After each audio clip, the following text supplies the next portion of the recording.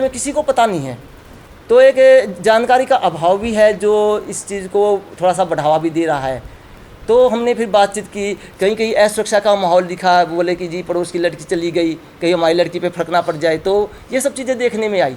तो फिर हमने उनको लगातार अवेयर किया, 3-3, 4-4 बार उनके घर गए, जैसे विजिट होती उनके घर जाते, तो वो फिर सहमत हुए। एक बार में तो कोई भी सहमत नहीं होता इन चीज़ों को लेकर, अड़चनें तो बहुत सारी आती है। मुस्लिम कम्युनिटी कितना साथ देती है यदि आप लोग जाते हो, तो उसमें आपको परेशानियाँ आती हैं या फिर? जैसे है ना, जो मेरा रोल जिला स्तर का भी है, लेकिन जो हमारे सामुदायिक कार्यकर्ता गए हैं, मुस्लिम कम्युनिटी में भी वो गए हैं, तो है ना शुरुआती चुनौती आती है। वो अपने कहते हैं कि ये जैसे सभी मतलब कहते हैं कि प्रभु की मर्ज़ी है, अल्लाह की मर्ज़ी है, अल्लाह जब वो करेगा तभी होगा। तो फिर वो कहते हैं कि जी हमने मुस्लिम कम्युनिटी में भी देखा, वही बच्चों वाला मामला था कि संख्या ज़्यादा थी तो परिवार गरीब थी, लेकिन जब काफ़ी प्रयास हम करते हैं, लगातार जाते हैं, तो फिर वो सहमति देते हैं वो और बात भी मानते हैं, क्योंकि कानून से बढ़कर चाहे कोई भी हम कौम में विश्वास रखे, कानून से बढ़कर कुछ भी नहीं है। तो आपने अभी जींद का उदाहरण दिया, सबसे ज़्यादा मामले आए हैं, तो किस कम्युनिटी के सबसे ज़्यादा मामले थे? जींद में अगर बात करें तो है ना, कम्युनिटी का तो मैं माफ़ी चाहूँगा, नहीं बता पाऊँगा कौन सा है, लेकिन जो गरीब तबका है वो ज़्यादा था। तो आप क्या संदेश देना चाहोगे? मैं जज्जर की जनता को यही संदेश देना चाहूँगा कि है ना, जो बाल विवाह है वो एक बुराई है और कहीं ना कहीं वो हमारे बच्चों के सपनों में बाधा बनती है। और अगर किसी भी लड़की का बाल विवाह हो रहा है तो जो खुद से एक बच्ची है वो आगे चल के जो बच्चे को जन्म देगी, तो उसका कहाँ तक शारीरिक, मानसिक, भावनात्मक और आर्थिक विकास हो पाएगा। तो अगर हमें अपने बच्चों को ज़िंदगी में आगे बढ़ाना है, जब हम अखबारों में देखते हैं कि फलाना की लड़की IAS बन गई, फलाना की लड़की स्पोर्ट्स में चली गई, फलाना का लड़का ये कर गया, तो अगर हमें अपने बच्चों के सपनों को आगे बढ़ाना है, हमें अपने बच्चों को ऊपरी पायदान पे लेके जाना, हम चाहते हैं कि हमारे बच्चे हमारे गाँव का, अपने घर का नाम रोशन करें, तो हमें इस बाल विवाह को मजबूती से लड़ना होगा, उस बाल विवाह जैसी बुराई को जड़ से ख़त्म करना होगा। और इसमें मैं जज्जर की जनता के साथ साथ सभी जो स्टेक होल्डर्स है, जो हमारी मीडिया है, जिनका मैं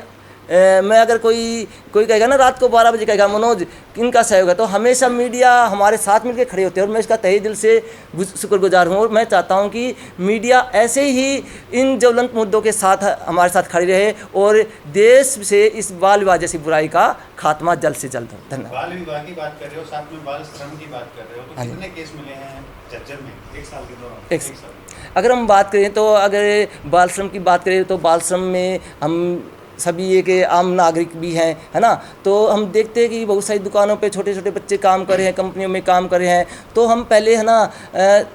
रेकी करते हैं। जहाँ भी हम देखते हैं कि हम बच्चा काम कर रहा है, तो वो चीज़ें 2 से 3 तरह की होती है कि कई बच्चा उसका खुद का बच्चा है, थोड़े समय के लिए तो नहीं बैठा, हम आए और देखा बच्चा बैठा है तो हो गया बाल श्रम, कि वो थोड़े समय के लिए तो नहीं बैठा, खुद का बच्चा है, माँ बाप जैसे पिता है रोटी खा रहा है, बच्चों को बैठा दिया साइड में, तो हम लगातार उसकी रेकी करते हैं कि बच्चा क्या है क्या नहीं है और असलियत में बाल श्रम हो रहा है या नहीं हो रहा है। उस रेकी के बाद हम जैसे कि अपने डिपार्टमेंट है, लेबर डिपार्टमेंट है, ASTU है ना, उन सब से उसके बारे में हम लिखित में एप्लीकेशन देते हैं या मौखिक में उनको बताते हैं कि फलाना जगह पे, क्योंकि हम एक संस्था है और अथॉरिटी पर्सन वही है, तो हम उनको बताते हैं कि ऐसे ऐसे बाल श्रम हो रहा है जी, और बच्चों के हित के लिए इस